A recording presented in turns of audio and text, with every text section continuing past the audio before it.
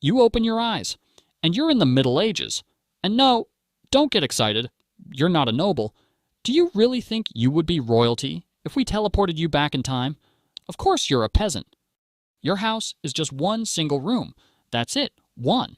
And that one room has to be a bedroom, kitchen, living room, storage, an emergency farm, because the animals sleep inside with you to keep warm. Chickens, goats, maybe a pig. The floor is dirt, literally dirt.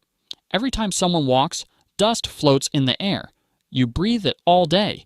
There's no glass in the windows, just uneven wooden shutters that kind of close if you kick them hard enough. So the light comes in, the cold comes in, and the flies come in too.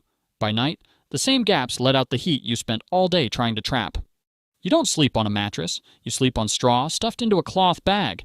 Lice live in it. Fleas live in it. And at this point, you've simply accepted them as roommates who don't pay rent. Every morning when you stand up, your back feels like you fell asleep on a pile of gardening tools. You hear movement around you, because yes, you're not alone here. Your whole family sleeps in this one room. Everyone. Parents, siblings, children. And even that one uncle who showed up 2 years ago just for a few days and somehow never left. Privacy is not a concept. The moment you're awake, you hear coughing. People here cough more than they breathe. You see, most peasant houses had an open fire burning inside the same room people slept in. There was often no chimney, or a very poor one, so the smoke didn't leave. Day after day, year after year, people breathed it in from childhood. Everyone smells terrible. Imagine a mixture of wet dog, sweaty armpit, rotten milk, and burned wood. And this is before anyone starts working. And before you even stand up fully, your stomach already complains. You're hungry. Good news, breakfast exists. Bad news, breakfast exists. You stumble to the kitchen, which is just the same room, and breakfast is waiting for you. It's a wooden bowl full of pottage. What is pottage? Imagine a stew that has been boiling since your great-great-grandfather was alive. Every day, they don't make a new stew. They just add more stuff into the old stew. Grains, roots, random vegetables, maybe a bean, maybe a pebble. Whatever fell in the pot. The stew is older than most people in the room. Pottage was the main food for most peasants in medieval Europe. People ate some version of it almost every day. Your spoon is a stick that someone carved with a knife they also used yesterday to castrate a goat. Hygiene was not invented yet. Next to the bowl, you get a piece of bread. Not soft bread, no. This bread is a medieval weapon. You could literally crack someone's skull with it. This bread is harder than your will to live. It's made of cheap flour mixed with random filler like sawdust, bark, or powdered grass. You soak it in the stew until it softens enough that your teeth stand a chance, and sometimes the flour itself was dangerous. Medieval rye could be infected with a fungus called ergot. People who ate it sometimes experienced hallucinations, gangrene, and in extreme cases, death. And for drinks, beer. Yes, first thing in the morning, everyone drinks it, even the kids, because water could easily kill you faster than a sword. Rivers and wells were full of parasites, animal waste, diarrhea, and whatever the town dumped upstream. Beer was safer because the brewing process involved boiling the liquid and fermenting it, which killed most of the dangerous bacteria. And it wasn't strong beer like today. Most people drank small beer, a very weak version with very low alcohol that you could drink all day without getting drunk. About 20 minutes after breakfast, your stomach suddenly decides to start a revolution. Not a cute stomach ache. Not, oof, I feel a bit bloated. A deep, twisting pain hits you like a spear from the inside, and you instantly know something in that stew was not meant for human consumption. And just like that, you need to go. Now. But here's the problem. There is no bathroom. There is no toilet. You have two options. Option 1, squat over a bucket inside the house and hope nobody is watching. Spoiler alert, everyone is watching. It's the same bucket everyone in your family uses, maybe even the family goat once or twice. Option 2, go outside and dump everything straight onto the street, where every other person in town has done the exact same thing. The air hits you like a wall, heavy, wet, and smelling like something between a swamp and death itself. People open their windows and pour their waste straight into the street.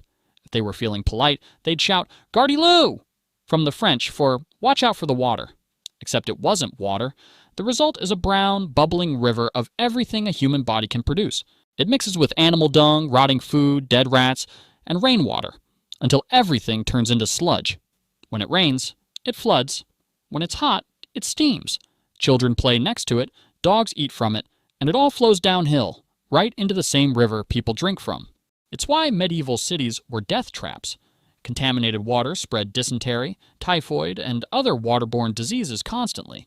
People were sick so often they thought it was just normal. Some historians estimate that in crowded medieval towns, the average person had intestinal parasites their entire life and never knew it. It was a system so efficient at spreading disease that it killed tens of millions of people across Europe, and nobody connected the water to the deaths for another 500 years. After you finish your heroic trip to the bucket, your stomach still hurts. It doesn't stop. It growls. It burns. It feels like something inside you is trying to tear its way out. So naturally, it's time to visit your local doctor. Except, there are no doctors. Not for you. Real doctors work for kings and bishops. You get the village multitasker. The same guy who cuts hair, sharpens knives, pulls teeth, drains blood, and probably brews his own beer in the same bucket he uses for amputations. He doesn't wear gloves. He doesn't wash his hands. Soap exists, technically, but it's expensive, and he's saving it for special occasions, like never. You walk in, clutching your stomach, and before you can even say what's wrong, he already knows the diagnosis. Your humors are unbalanced.